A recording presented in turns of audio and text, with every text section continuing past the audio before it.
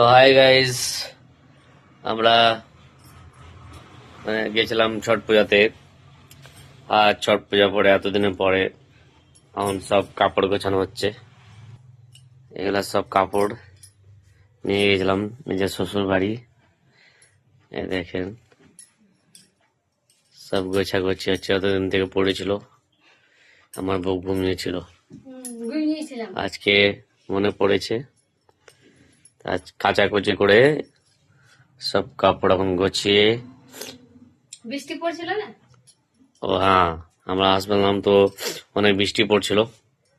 বৃষ্টির কারণে কাপড় কাচাও হলো না, গোছাও হলো না।